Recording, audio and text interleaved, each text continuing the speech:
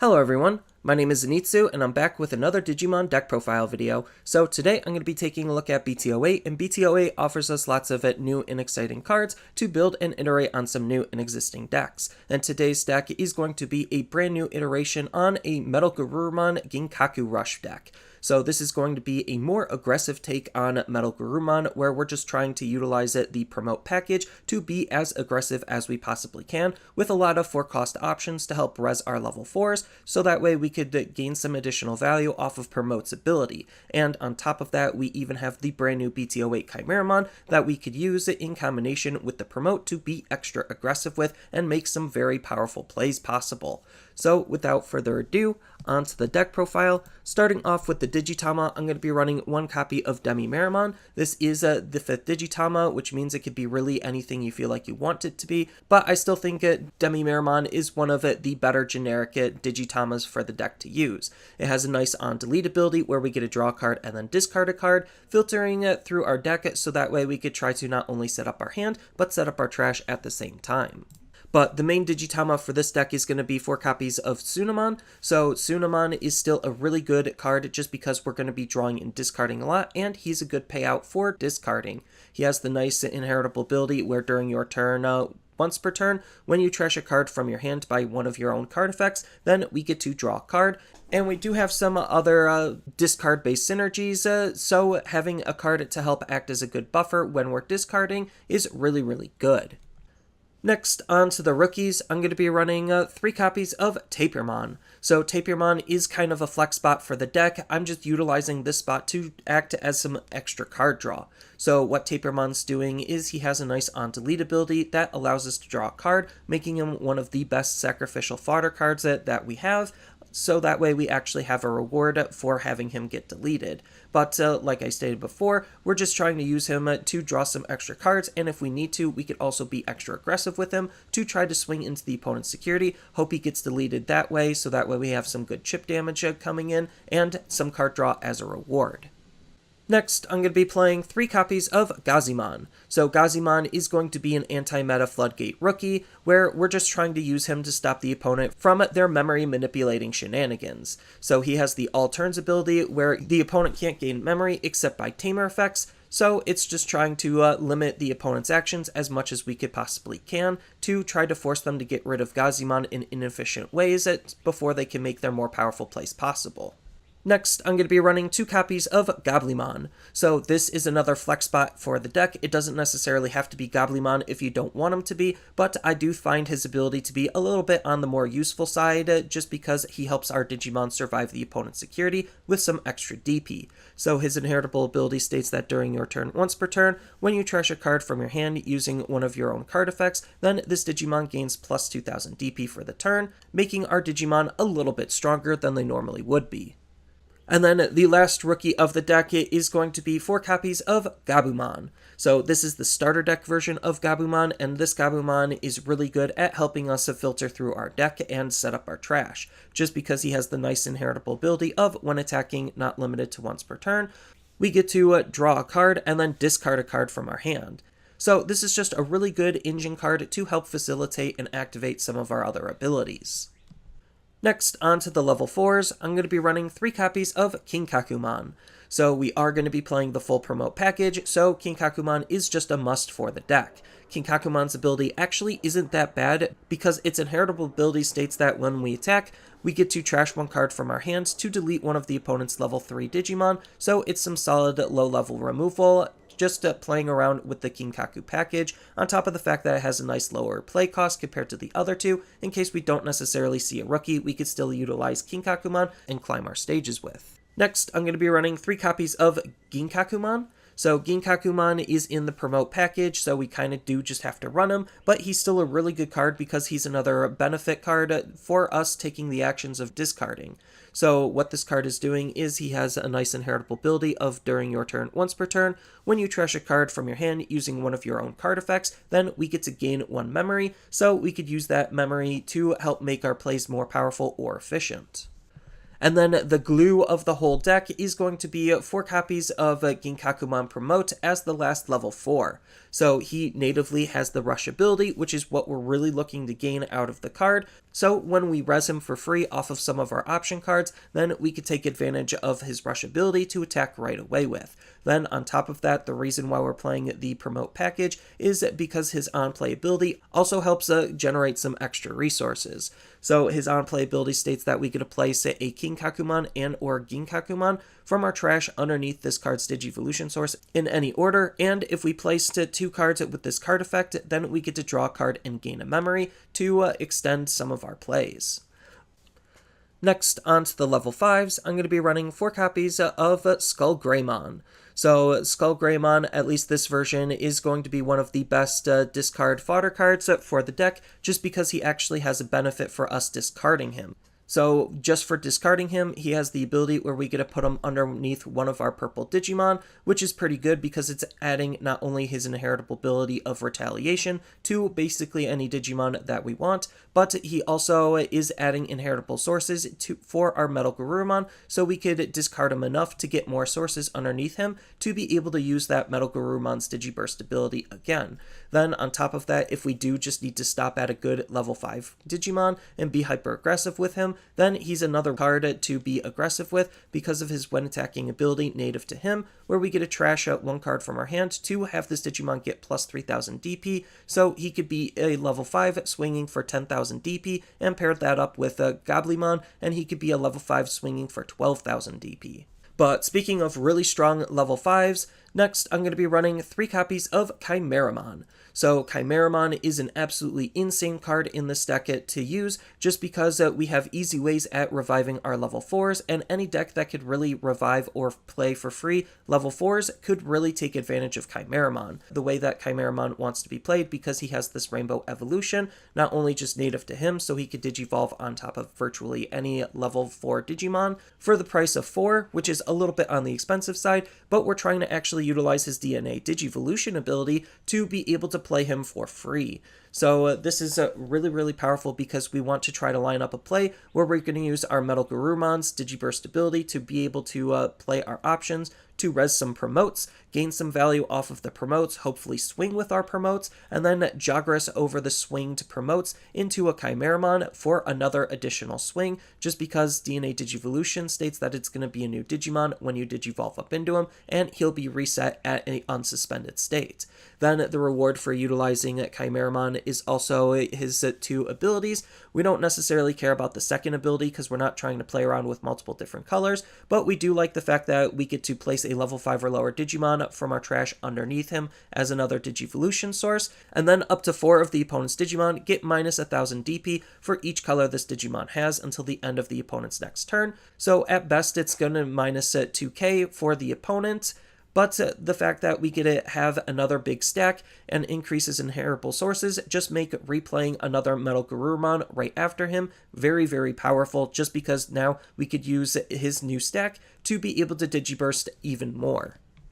Next, onto the level 6s, I'm only going to be running 4 copies of MetalGarurumon.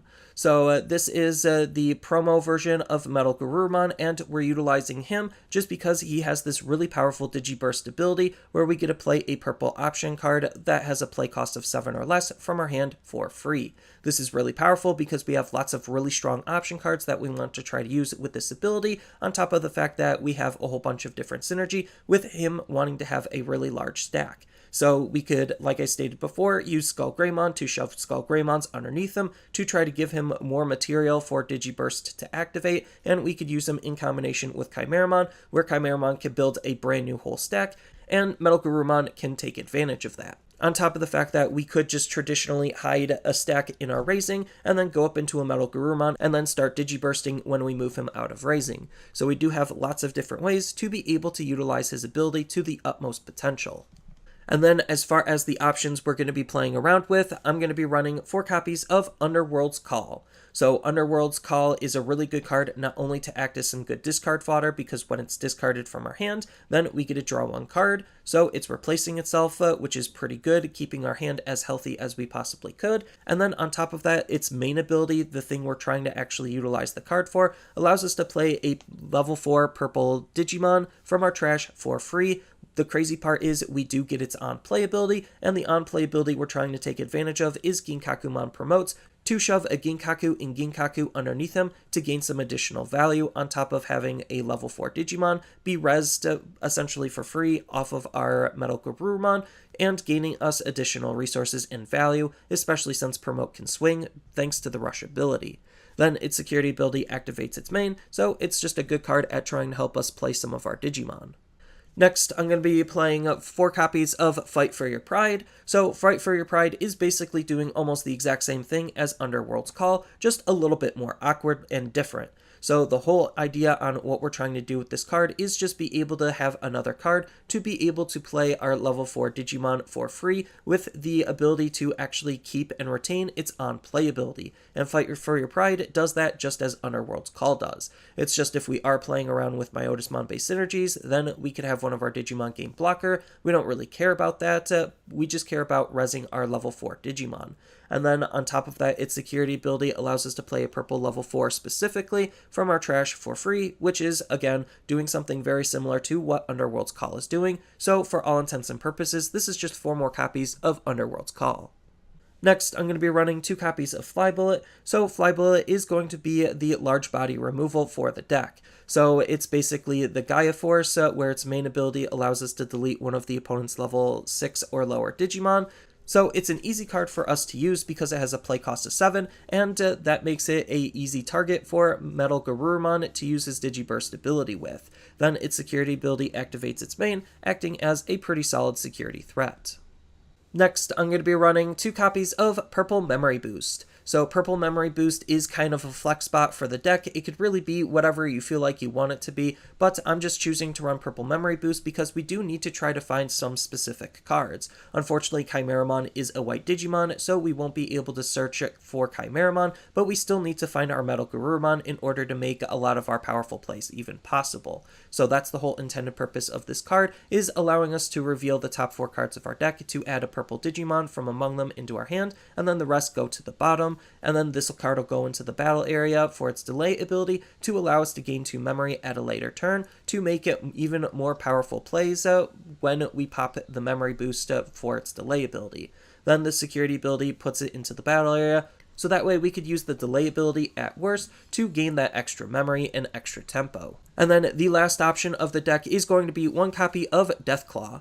So Deathclaw is just our small body removal for the deck, and this is just one of the best cards that we have to use it to accomplish that goal. So it has the low play cost of 1 with the main ability where we get to delete one of our Digimon, hopefully it's our Tapirmon, and then we get to delete one of the opponent's level 4 or lower Digimon. So we could also think about utilizing this with Promote to try to delete Promote, get them back in the trash, so that way we could rebuild the Promote with our MetalGarurumon. So there's just a whole bunch of different ways and rewards for us deleting our own Digimon, on top of the fact that it's already trying to delete the opponent's Digimon. Then its security ability is basically almost activating its main, except not really because we don't need to delete one of our Digimon to delete one of the opponent's level 4 or lower Digimon, making it another security threat. Next, onto the Tamers, I'm going to be running 2 copies of Mat Ishida. So this is the purple BT02 mat, and this is going to be the memory fixer for the deck. So all it's really in the deck for is allowing us to start our turn at 3 memory if our memory is ever less than 3. So it's just helping us maintain a certain tempo level, so that way we could try to keep up with the opponent. Then on top of that, it has a pretty decent on-play ability where we get to return a purple Digimon or purple option card from our trash to our hand, so that way we could try to reuse some of our cards. And then the last tamer of the deck is going to be 2 copies of Mimi. So this is the BT03 purple Mimi, and we're utilizing this card just because, well, we're already playing options, so she could help gain us some additional memory, which means she could gain us some additional tempo when we're utilizing our options for effectively free off of our MetalGarurumon. So her all turns ability states that when a player, not necessarily specifically us, but it also could harm the opponent as well, uses an option card, then we get to suspend this tamer to gain a memory. So if we're not utilizing options ourselves, then she's essentially going to try taxing the opponent's options as well. And then we do just have a whole bunch of different tech and tools that we could think about incorporating the deck to really customize it to make it your own. So if you wanted to, you could think about utilizing Elecmon as another good sacrificial fodder card because his on-delete ability adds some extra control for the opponent's low-level Digimon. We do have another Floodgate in the form of Psychmon to stop the opponent from reducing their play costs, which could be pretty helpful in certain matchups. Then we also do have Raremon to try to help dig our deck through our options and try to help set up our trash. Or we could use something like Wizardmon to try to make it utilizing our options a little bit more efficient.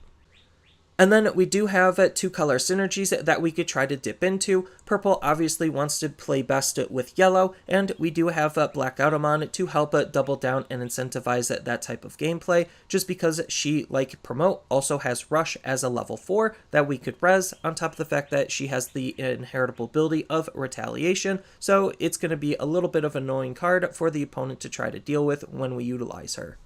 Then, if we're trying to utilize our options, we could run something like Lady Devimon, just because Lady Devimon helps us draw and discard, which is something we're already doing, and help delete the opponent's low-level Digimon when we're going to be utilizing our options. Or we could play something like Rebellimon, which just allows us to discard for some extra defense. But as far as alternate level 6s go, there's just a ton of alternative level 6s that we could run, depending on the direction you want to take the deck, if you even want to run any additional level 6s. So we could play something like Mastimon, just because she has the ability to generically res a level 4 Digimon, which is something we're already trying to do, just without the need of an option to do it. Or we could use Lilithmon to try to make our options reduced, and we could even gain some tempo with the right setup, because she could give us memory back while giving us our options back. Or we could use something like Plutomon to just try to draw some additional cards and still be able to utilize an option for free when we Digivolve up into them to try to be able to make some powerful plays with. Then as far as some other options go, Purple has a lot of really strong utility-based options. Then if we're still looking for sacrificial fodder cards, we also have Pandemonium Flame as a new inclusion from BT08. Then if we want to dip a little bit more into self-mill based synergy and try to go that direction, we have Mist Memory Boost to try to take advantage of that. Or if we wanted to play something a little bit on the more powerful side, we won't get any of their on-play abilities, but Nailbone will help us at least have access to that rush, depending on the direction that we take the deck in. Or if you just want to run a couple of stall tactic cards, then we could try to play something like the Digimon Emperor to just act as a de-incentivization tool for the opponent raising rookies out of their breeding area. So that way we could try to take away some of their memory, putting them off their game plan, and when their level 5 or lower Digimon gets deleted, he'll help us draw some cards, which we have some control type cards that we could try to line up with Digimon Emperor. Or if you're just looking for something to help with the consistency of the deck, instead of running Purple Memory Boost, you could just easily run Analog Youth instead. But for the most part, this is just my idea of a solid core or shell to try to start thinking upon iterating on. I do think it's going to be a really fun and interesting deck, even though I don't necessarily know how well it's going to perform in the overall grand scheme of the meta. It's still something you can mess around with, just because Kimeramon is an absolutely insane card that adds a lot of more power to decks like these that can take advantage of being able to play level 4s for free. So that's all I really have for this video. As always, feel free to tell me your thoughts down in the comments below, and down in the description below are a couple of different ways you could support me and the channel. So I do have a TCG Player affiliate link, so when you use that link to buy cards off of TCG Player, then some of that money will go to supporting me and the channel. I also do make and sell playmats over on Overcard Gamers on Facebook, so when you buy a playmat with my design, then some of that money will also go to help supporting me and the channel. And on top of all of that, I do have a Twitch account over on twitch.tv/Zenitsu, so giving me a follow and a subscription also helps support me there, and I do play Digimon on top of various other games on that platform as well. So thank you everyone for watching, and as always, don't forget to like, share, and subscribe for more content, and I'll see you in the next video.